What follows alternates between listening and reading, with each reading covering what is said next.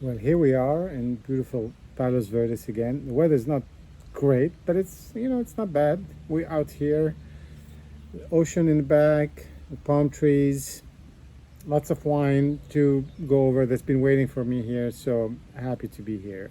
Today, we're tasting a wine, a Grenache from the south of the Rhône area called Arcane Le Fou by Xavier Vignon, who's really one of the premier winemakers and consultants in the region. It's a vin de France. It's not really classified as a Chateauneuf or Gigondas or whatever, but it's because it's not really from any particular classification. And I'll talk a little bit about this in a bit. But let's just talk about Xavier Vignon. He's a really well-known consultant. He studied chemistry, he studied enology. He's really always growing up wanted to get into wine and winemaking, even though he doesn't come from a winemaking family.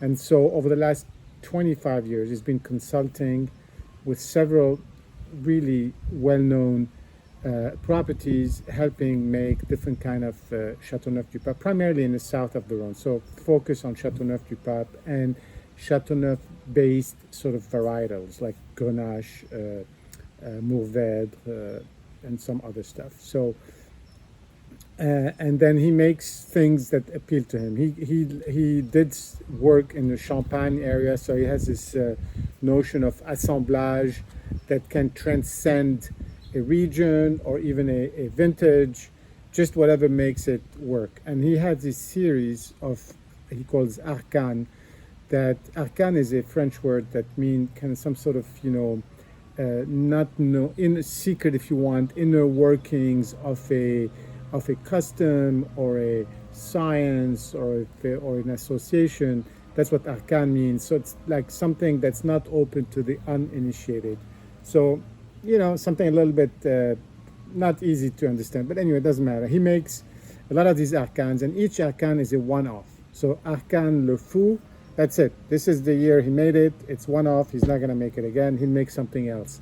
He's made about 15 or 20 of them going back to 2010 and before. And it's whatever he needs. Like in 2010, he made an Arcane Chateauneuf. He was just taken with the quality of the fruit in 2010. And we all know 2010 was an amazing year in Chateauneuf. And he made an Arcane that basically embodied the best of the fruit he could get his hands on, because he's connected with all these people, and he made the best bottle of basically Chateauneuf he thought he could make. It's still around. You can find it in the stores. It's about $150, 2010 Arcane Chateauneuf, and I'm sure it's worth it, but that's the kind of stuff, This one was an homage to Grenache.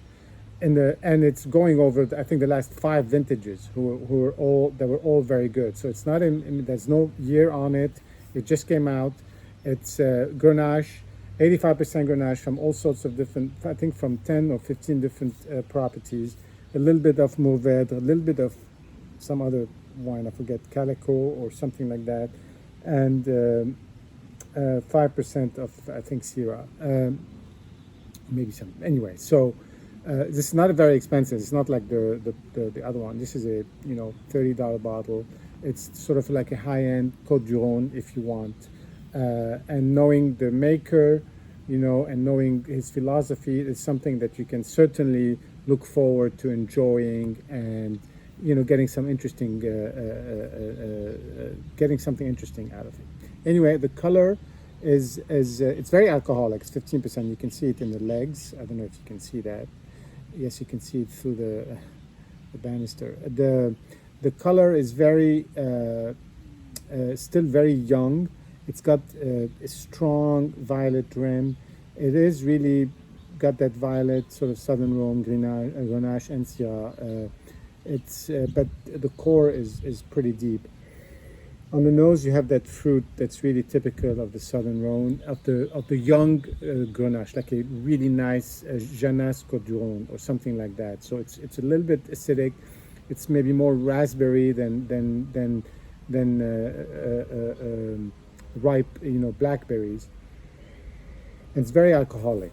I mean, if you shake it a little bit, you get You get the sort of the alcoholic fruit. It's really not any alcohol. It's just sweet alcohol that comes at you almost like a liqueur.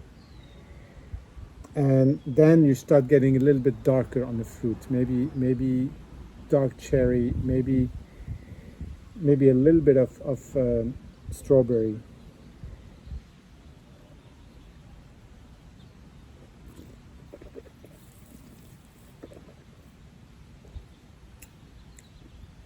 Mm. Much better than yesterday, even actually. And again, these bottles are very young. You can drink it today. He says you can drink it in 10 years, and I believe him. It's just really the kind of stuff that you feel that you're getting more than really what you paid for in a way, because it's very high quality.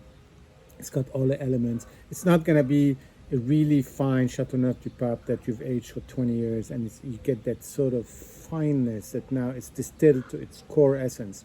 No, because it's still very young, very vigorous. It's got the fruit, it's got the alcohol.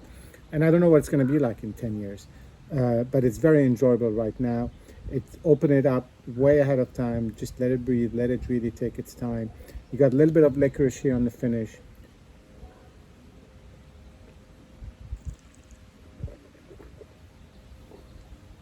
But it's just very, very enjoyable. It fills the mouth.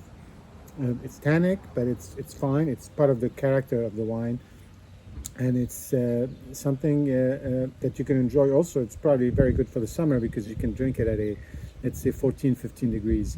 It doesn't have to be super cold, but it could be cooler than a regular red wine. Anyway, we'll see you soon. Thank you.